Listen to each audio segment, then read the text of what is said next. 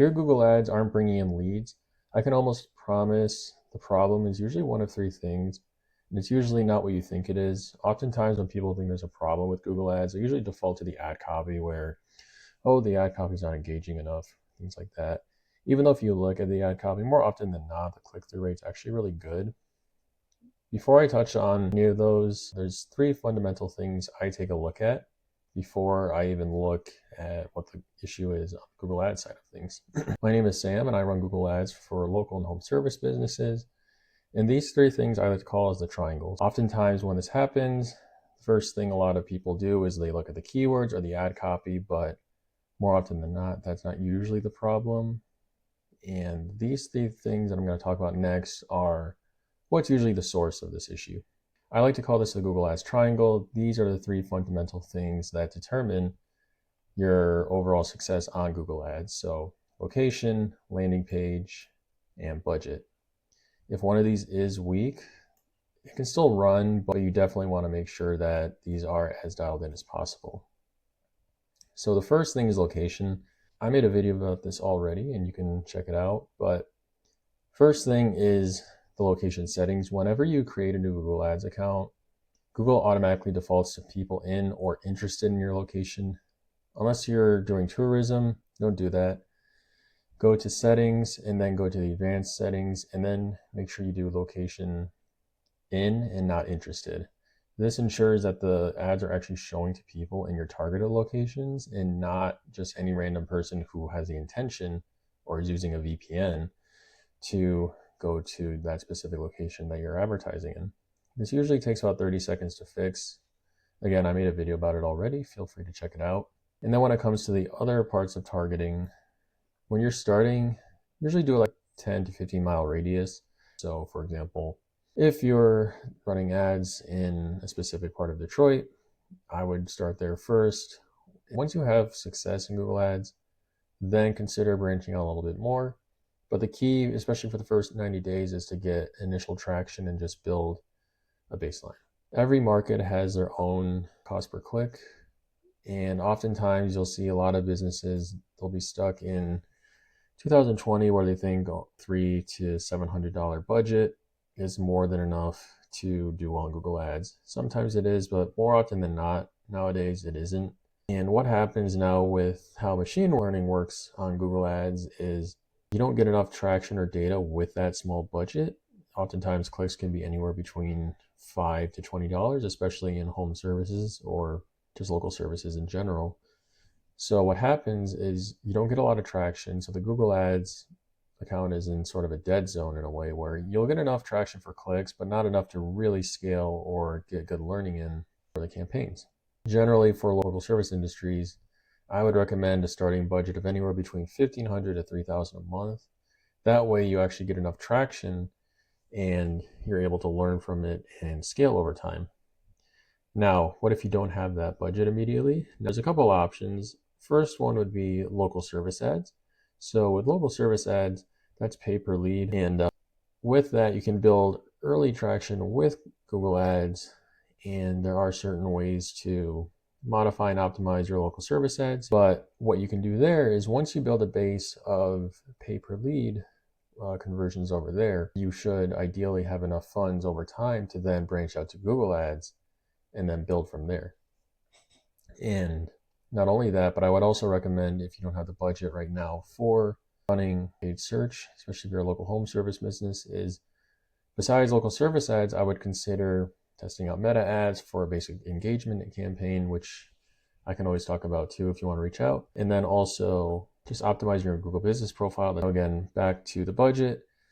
Usually for home service industries, especially once you get to the point of maximize conversions, which you really want to be at down the line, because with how smart Google is now, I have seen a lot of success with that bidding strategy. Some of those clicks can get pretty high. Average cost per click can be anywhere between 25, sometimes higher. If you're in water remediation, for example, I've seen clicks as high as 100. Same with personal injury law if you're a lawyer. But see, if you only have a small budget, you don't get many clicks with that. Maybe 12 on average, sometimes less, sometimes a little bit more. But most likely with that, depending on what you have, you'll only get 1 to 2 leads per month. That's why a lot of people feel burned out with Google Ads. Usually they don't have a big enough budget from the start. Next one is landing page. So with the landing page, this really makes or breaks your Google Ads performance as well. Oftentimes, a lot of people think that they can just run ads to any website and it's good to go, but that's not the case. Usually, if you think about it, say you click on a website that looks poorly built or looks like it's from 2011, do you really want to put your information in that? Most likely no, at least for most people. So that's why you can see oftentimes that you might have a really good click-through rate. The ad copy would be really compelling, but you're not getting any leads. That's usually what the issue is that the landing page isn't friendly, and that's usually scaring off prospects from becoming your customers. A lot of times, a lot of local businesses, they'll run their ads to their homepage, which is just built either for Google or just to look nice and cater to everyone. That's not what you want to do for the most part on paid ads. Now, sometimes your homepage will work, and if it is, definitely keep using it and then do an A/B test on a landing page to see if it does better or worse, but more often than not, the landing page usually is hurt, especially if you're using a homepage or anything like that. I have seen instances where if you do have a really good landing page, you see leads explode. And not only that, but when you have your own landing page, that allows you to have more control on the copy because you're only catering to people you're running the ads to. And that improves the quality score over time, which allows your ad rank to increase, and you end up paying less over time as well. So in terms of what a landing page often needs, clear offers, simple form, usually just name, phone number, zip code, and email ideally. This depends on your industry too. Sometimes I've seen people add on their form, how did you hear of us? But just keep in mind, not everyone realizes they're clicking an ad, or they might see something on Facebook and then click your ad on Google. Another one is reviews and trust signals. That's generally testimonials. And if you can, I would recommend doing a video carousel of testimonials, as that is much better compared to just any random text because it's more interactive. I would avoid stock images and use your actual work. So for example, if you're out in the field doing landscaping or showing off a remodeling build you did or anything of that nature, if you're a dentist's office or a medical clinic, having photos of your lobby, having a team picture, things like that can go a long way. Making sure that your phone number is visible and clickable at the top. Sometimes you'll see on older websites, they have a phone number there, but it's not clickable. So you can't actually train the algorithm to actually optimize for that click because you can't do anything with it. Another one that's really crucial, especially nowadays, is making sure it's mobile friendly. The reason for that is more and more people just use their phone to see ads. So that's another thing to keep in mind. All of these compound over time. If your location's dialed in and you're not spread out, that allows your ads to show to the right people. If you're actually using a strong budget from the start and also having a good landing page that actually converts people and is friendly, all of these work together and they do compound over time to ensure you have good success on Google Ads. Now think about this for a second. Take a look at your Google Ads if you have one.